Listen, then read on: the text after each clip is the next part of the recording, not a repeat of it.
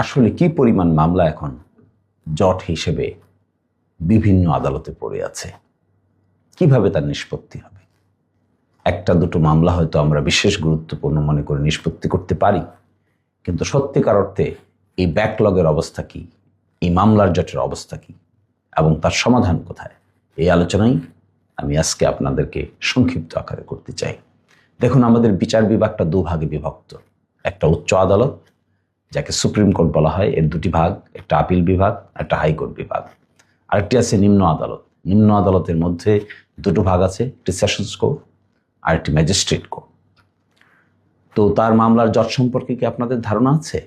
আমাদের উচ্চ আদালত অর্থাৎ হাইকোর্ট এবং আপিল বিভাগ, হাইকোর্ট বিভাগ এবং আপিল বিভাগ, আপিল বিভাগে এখন বর্তমানে বিচারক সংখ্যা আছে 5 জন, আর মামলা সংখ্যা আছে 37,200। বলেন তো, 5 জন বিচারক, 37,200 মামলা, 24 ঘন্টা 7 দিন যদি কাজ করে কি করতে পারবে? কয়টা শুনানি করা সম্ভব? কয়টা নিষ্পত্তি করা সম্ভব? এবং একজন বিচারকের ঘাড়ে প্রায় 7,440টি মামলা পড়ে।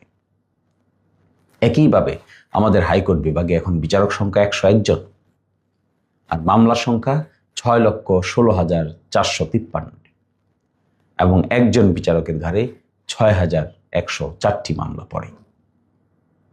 সিমিলারলি আমাদের লোয়ার কোর্টস 39,98,805টি, আর বিচারকের সংখ্যা আছে মাত্র 2,200। 2,200-র মধ্যেও 200-র মতো আছে বিভিন্নভাবে প্রেশনে বিভিন্ন জায়গায় কাজ করে। বলেন তো দেখি, এই মামলার জট পাহাড় কি করে নিষ্পত্তি করবেন? কি করে এটি সম্ভব মানুষের মধ্যে বিচার ব্যবস্থা সম্পর্কে আস্থা ফিরিয়ে নিয়ে আসা? আপনি একটি মামলা করবেন, মামলা নির্ধারিত সময়ের মধ্যে শেষ হয়ে যাবে।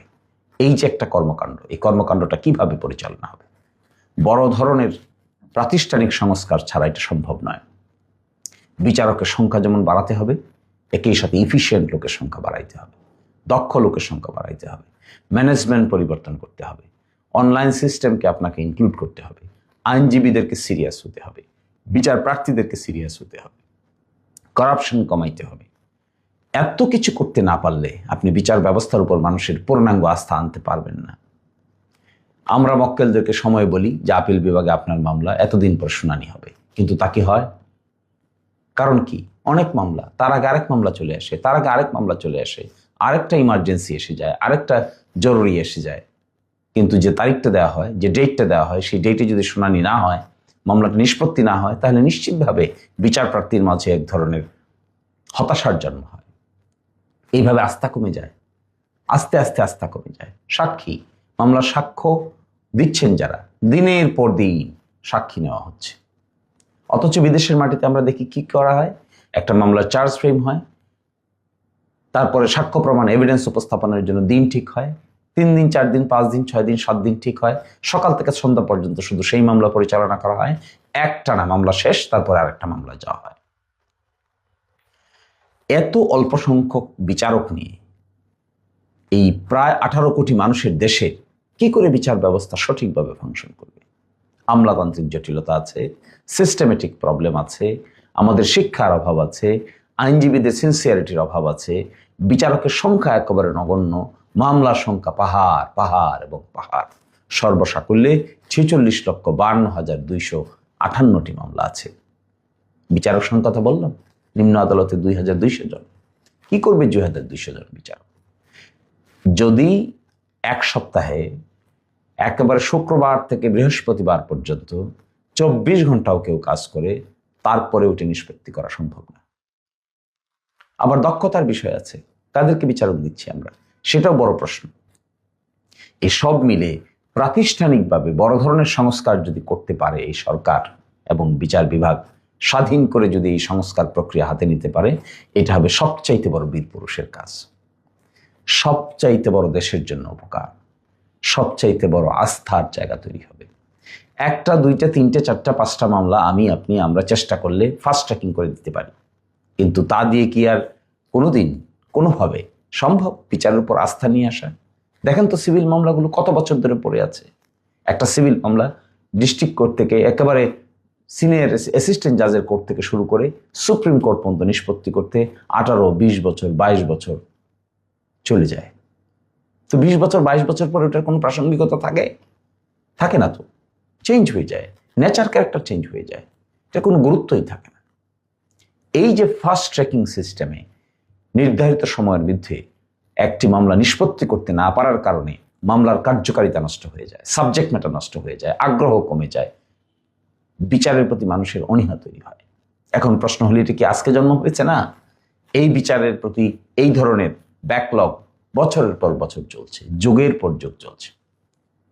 এখান থেকে বের হতে গেলে কোন বীর পুরুষ নেতৃত্বের দরকার, বড় ধরনের পদক্ষেপ নেওয়া দরকার। ছোটখাটো পদক্ষেপে কিছু কাজ হবে না। 101 জন হাইকোর্টের বিচারক 300 হলে অসুবিধা কি? 400 হলে অসুবিধা কি? নিম্ন আদালতের বিচারক মাত্র 2200 জন, এখানে বিচারক 500 হলে অসুবিধা কি? 1000 বিচারক হলে অসুবিধা কি? এবং সেই ব্যবস্থা আমরা করতে পারছি না কেন? ব্রেক থ্রোয়িং ব্যবস্থা করতে পারছি না কেন? তারপরে সিস্টেম চেঞ্জ করতে পারছি না কেন? কেন আমরা অনলাইন সিস্টেম চালু করতে পারছি না? কেন আমরা এখানে ট্রান্সপারেন্ট মেকানিজম চালু করতে পারছি না? কেন আমরা এটা নির্ধারিত সময়ের ভিতরে ডেলিভারি না হলে আচরণবিধি লঙ্ঘনের অভিযোগ আনতে পারছি না? যার যতটুকু নিষ্পত্তি করার কথা তিনি ততটুকু নিষ্পত্তি না করলে নিশ্চিতভাবে আচরণবিধি লঙ্ঘন হবে। কিন্তু কোনো লজিস্টিক সাপোর্টই না দিয়ে নিষ্পত্তি করে ফেলার যদি কথা বলি, তাহলে তো সেটাও সঠিক হবে না। দেখেন তো, নিম্ন আদালতে লজিস্টিক নাই, কম্পিউটার টাইপিস্ট নাই, স্টেনোগ্রাফার নাই, নিজে নিজে সব করতে হচ্ছে, সময় মতো সাক্ষী আসে না, সাক্ষী হাজিরা হয় না। তাহলে প্রসিকিউশন অফিসের দায়িত্ব আছে, সেখানে আইনজীবীদের দায়িত্ব আছে। সকলের সম্মিলিত প্রচেষ্টায় বড় ধরনের উদ্যোগ যদি গ্রহণ করা হয়, বিচার ব্যবস্থার প্রতি আস্থা ফিরিয়ে আনতে হবে। মানুষের চাপে, অধিকতর চাপে 1-2টা মামলাকে ফাস্ট ট্র্যাক করা যাবে, কিন্তু তা দিয়ে কি বিচারের প্রতি আস্থা জন্ম নিবে? মোটেও না। আপনি 1-2জনের মামলা করতে পারলেন, আপনি নিম্ন আদালতে করতে পারলেন, হাইকোর্টে করতে পারলেন, সুপ্রিম কোর্টে, অ্যাপেলেট ডিভিশনে। So this is a very difficult job, very very difficult job. এই ডিফিকাল্ট জবটা যদি সরকার সলভ করতে পারে, একটু সময় নেওয়া হোক, দীর্ঘমেয়াদী পরিকল্পনা নেওয়া হোক, যদি সলভ করতে পারেন, আমার বিবেচনায় জাতীয় জীবনে বড় ধরনের অবদান রাখবেন। এই অবদানের দিকে আপনারা খেয়াল করুন। একটা challenging job, very challenging job, but if you can solve the problem, you will be remembered in the history.